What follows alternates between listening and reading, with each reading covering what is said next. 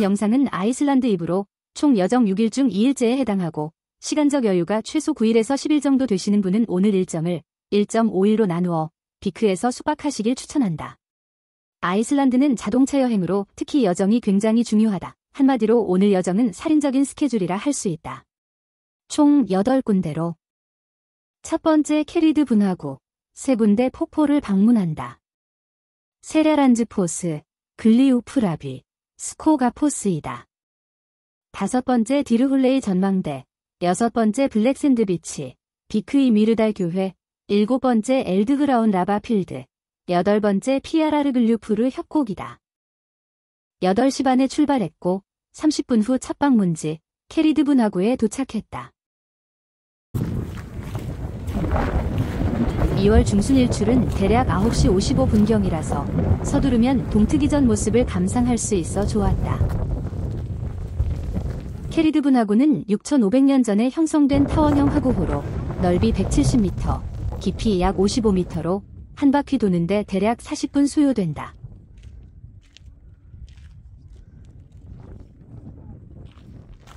한 바퀴 돌 시간이 안 되어서 대신에 잠깐 밑으로 내려가 보기로 했다. 마치 한라산 백록담을 연상케 한다. 이곳은 독특한 붉은 화산암 지역이라 온통 흙이 붉어서 특별하게 느껴졌다. 두 번째 방문지 세레란즈 포스로 향한다. 가는 길에 셀포스에 있는 네토 슈퍼마켓에 들러 점심, 간식거리를 사고 1시간을 달려 세레란즈 포스에 도착했다. 세레란즈 포스는 높은 절벽에서 수직 낙하하는 아주 장엄한 폭포이다. 가까이 가면 물보라의 옷이 홀딱 젖으니 레인코트, 방수 팬츠, 방수 신발, 방수 장갑 필수이다. 이 폭포의 특징은 폭포 뒤쪽으로 반동굴을 통해서 한 바퀴 돌아가며 볼 수 있는 게 특징이라 시도해본다. 조금 다가갔을 뿐인데 멀리서 보는 것과 달리 물보라 세례가 보통이 아니다. 마치 폭포 체험 삶의 현장에 온 것 같다.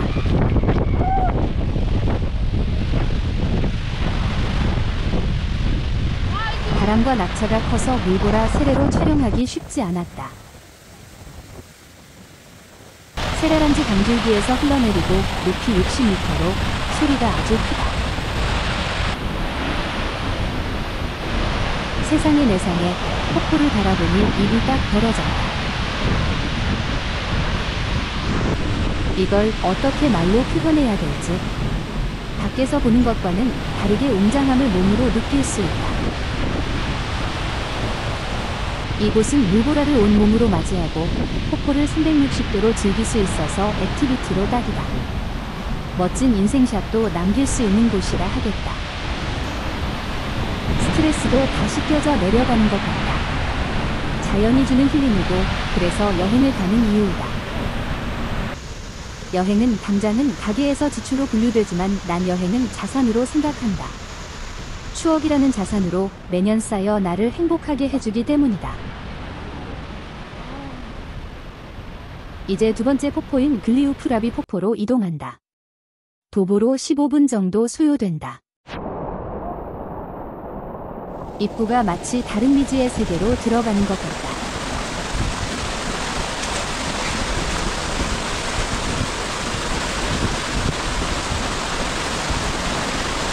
넓지 않지만 아주 강렬하고 특별한 경험을 할 수 있는 곳이다.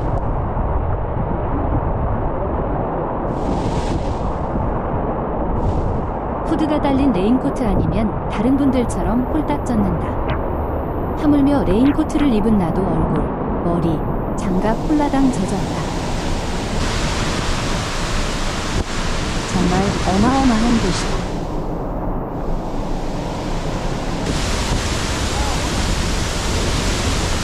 정말 리얼하고 자연의 섭리를 몸으로 강하게 느낄 수 있는 신비로운 곳이라 하겠다.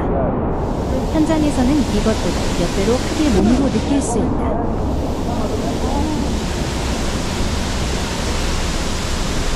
다들 홀리종처럼 순식간에 왔다 갔는데 나는 손가락이 너무 시린데도 이 영상을 놓치고 싶지 않아 오래 찍었지만 물보라로 이게 최선이었다.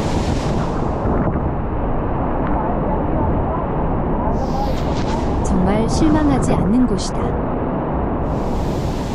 팁을 참고해서 꼭 들어가 보길 강추한다. 이것이 자연이 주는 선물이고 여행의 묘미이다. 얼마나 임팩트 있는지 꼭 느껴보시길 바란다. 다시 돌아간다. 어마무시한 폭포 경험을 했는데 다음 목적지도 거대한 스코가포스이다. 하루에 3개나 본다. 정말 아이슬란드를 폭포랜드라고 해도 될 정도이다. 가는 길에 풍경 하나도 놓칠 게 없다. 날씨까지 완벽하다. 거리는 30분 소요되며 또 다른 매력을 가진 대형 폭포이다.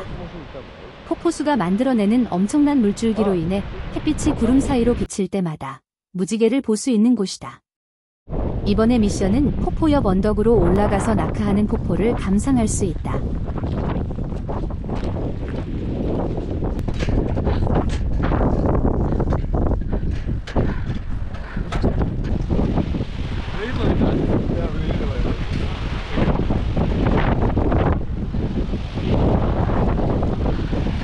얼마나 멋진 풍경인지 이런 대자연을 볼 수 있는 것만으로도 행복감이 몰려왔다.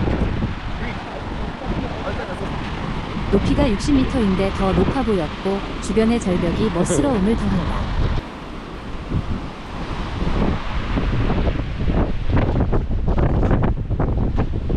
좀 더 위로 올라가서 낙하라는 폭포를 담아본다.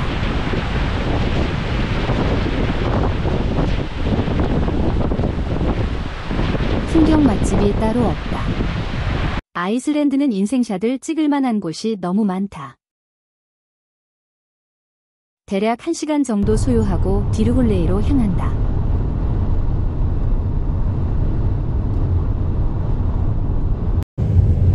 다 와갈 때쯤 날씨가 심상치 않아 보인다.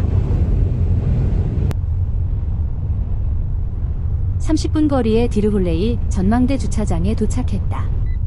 무료 주차이고 유료 화장실도 있다.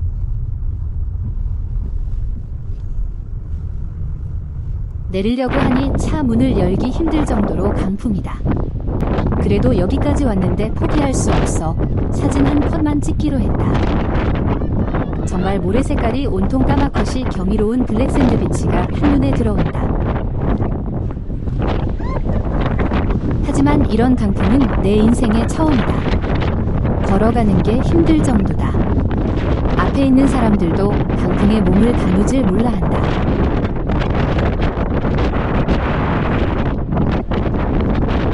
정말 위험천만한 강풍이어서 블랙샌드 비치 감상보다 강풍을 경험했다. 정말 몸이 날려갈 것 같았다. 차로 돌아왔는데 마치 구사일생한 느낌이었다. 강풍일 때는 이곳은 생략하길 바란다.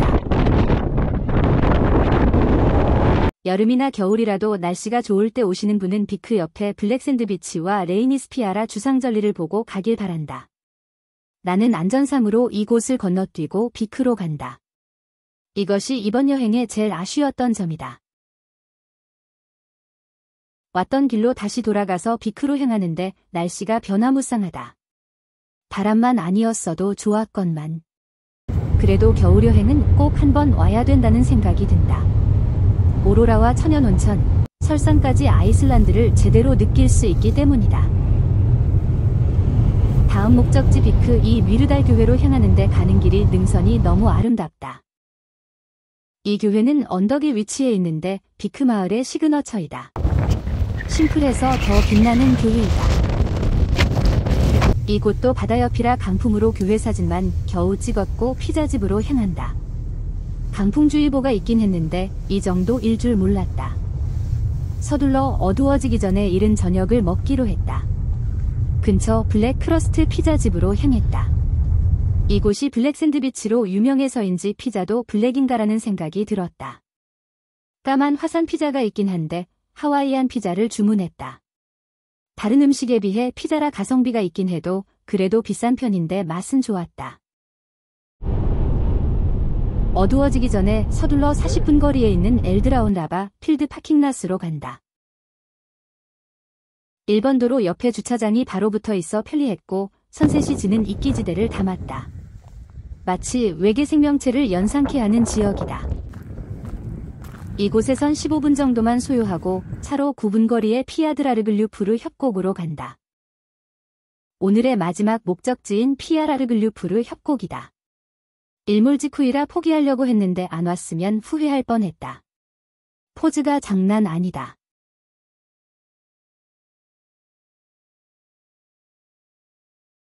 점점 어두워지니 눈을 불을 켜고 영상에 담아야 했다. 이렇게 어두운데도 예쁜데 햇빛이 쨍쨍할 땐 얼마나 나의 감성 수치를 올려놓을지. 스케일이 장난 아니다. 다음번에 올 땐 이곳에 최소 반나절 있으면서 하이킹도 하고 싶은 곳이다.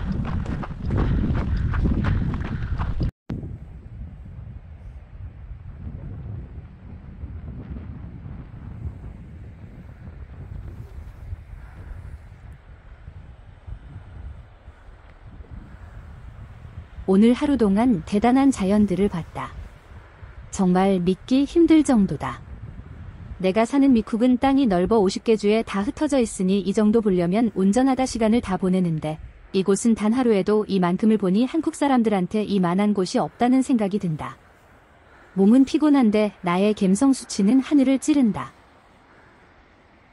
잠깐 있기엔 너무나도 멋진 곳이어서 아쉬웠다.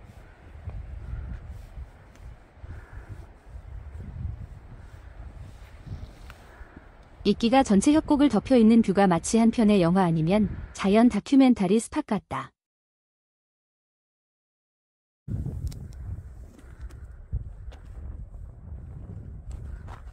이게 끝이 아니다. 또 다른 자연 선물을 받았다.